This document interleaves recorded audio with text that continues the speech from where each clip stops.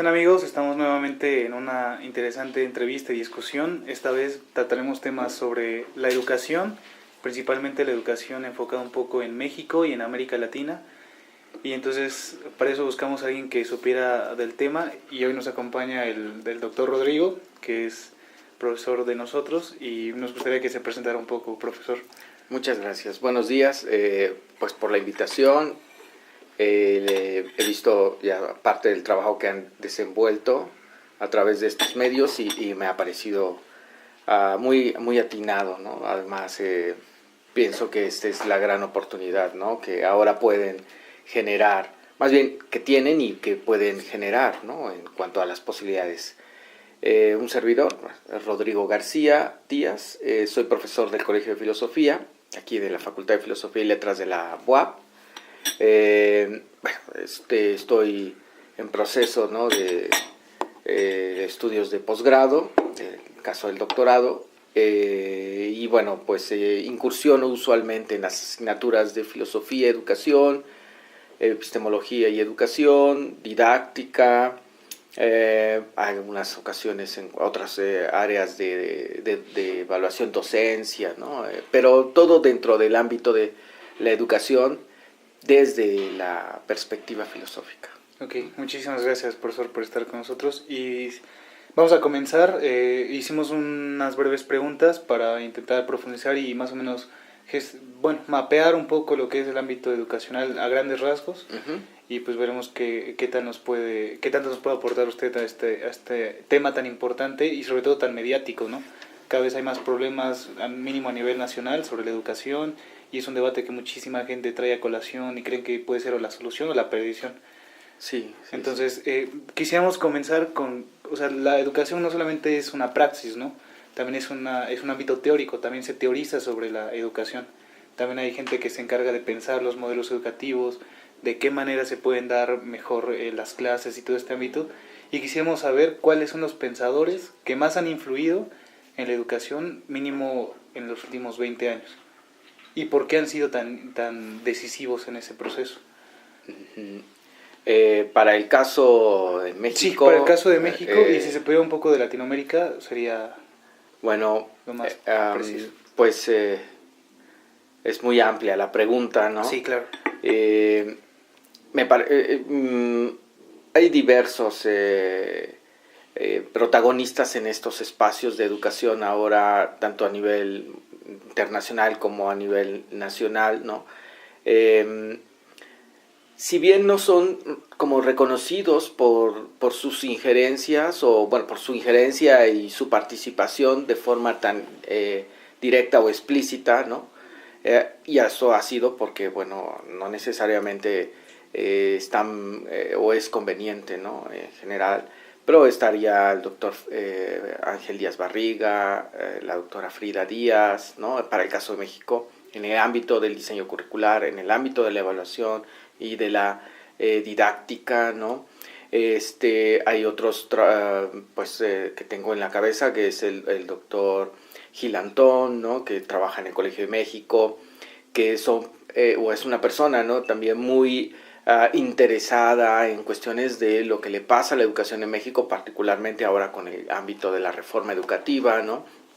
Y a nivel, digamos, más amplio, ¿no? A un contexto quizá internacional, pues estos autores ya como un referente, ¿no? Jacques Delors, para el caso de la UNESCO, ¿no? Y su informe, ¿no? Después publicado, eso a finales del siglo pasado, que marca un precedente, ¿no? En la educación superior y como recomendaciones a lo que tendría que cambiar y a enfrentarse para un nuevo siglo. Philippe Perrenot con las 10 competencias, ¿no? Que establece de un carácter preponderante, ¿no? En el nuevo camino que la educación debe tomar para este siglo. Pues son los que tengo como más inmediatos, ¿no? Seguramente hay muchos más, claro. y un servidor, pues no podría hacer justicia a todos, ¿no? Pero digo, de los individuos que tengo como muy presentes, ¿no? personas, ¿no? La doctora Yuren Camarena en otros campos de educación valores en México, y bueno, pues así, ¿no?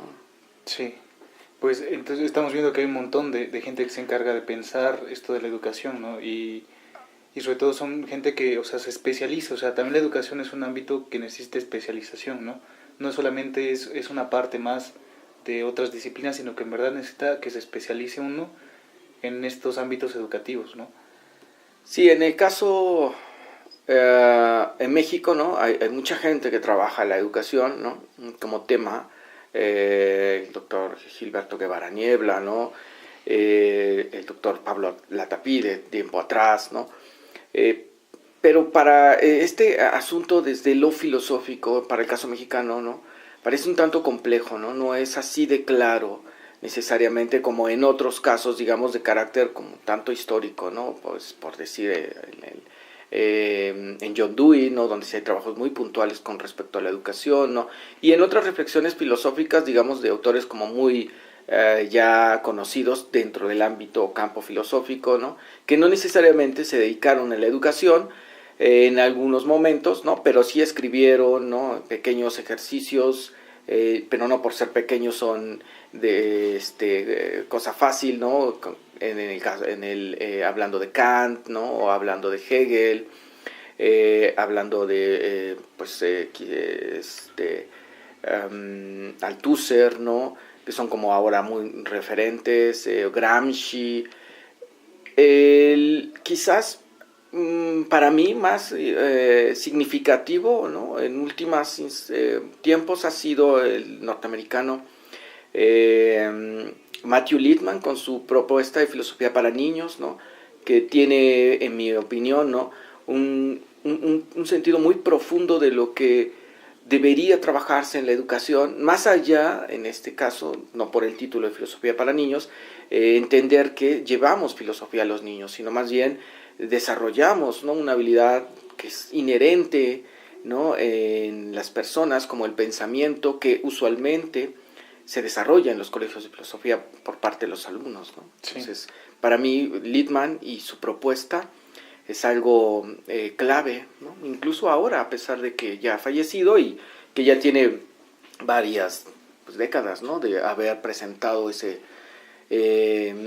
idea, ¿no? En su contexto norteamericano y luego ya en otros espacios se ha recuperado, ¿no? Ok. Ahora vamos a pasar a una pregunta tal vez un poco más interesante, si la podemos ver, y es porque la educación no es un ámbito ajeno a otras cosas, sino que está incrustada en un contexto y eso la obliga a relacionarse con un montón de cuestiones sociales, culturales y políticas. Y la pregunta vendría a ser la siguiente: ¿qué relación existe entre las dinámicas económicas y los modelos educativos que se hacen en esas dinámicas económicas? ¿De qué manera afecta la economía a la educación? Y si es en verdad el desarrollo de la economía algo que afecta directamente al desarrollo o lo contrario, al frenarse de la educación. Pues, ¿qué tan relacionado está? Bajo el contexto actual, yo diría que en un alto porcentaje, o sea, más de posiblemente del 70%, ¿no? La relación que hay entre este ámbito económico y el ámbito educativo, ¿no? Para el caso de México, ¿no? Y la forma en cómo pienso, ¿no? Se ha alineado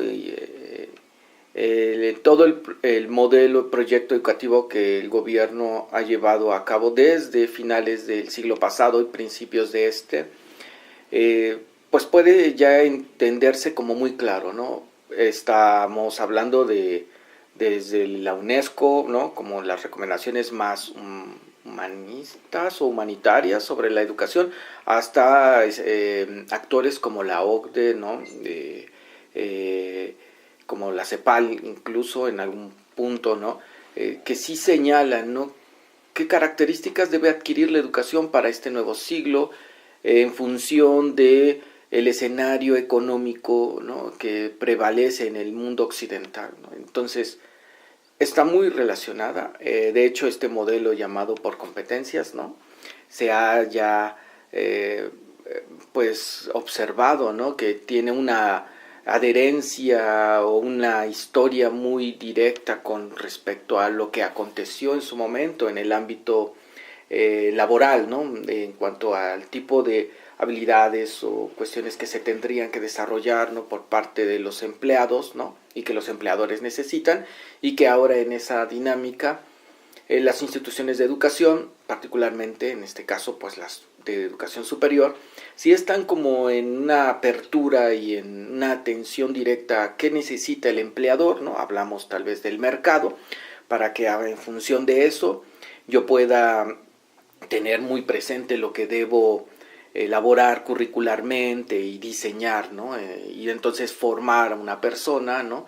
Que egrese con esas características. Entonces, incluso, ¿no? Decía hace un momento, ¿no? En este pequeño ensayo ya seguramente conocido por muchos, ¿no? El de Althusser, ¿no?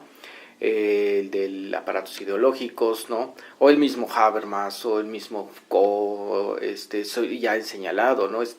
Esta cercanía con estas formas económicas hacia la educación, ¿no? Hacia, en un sentido muy, digamos, no peyorativo, ¿no?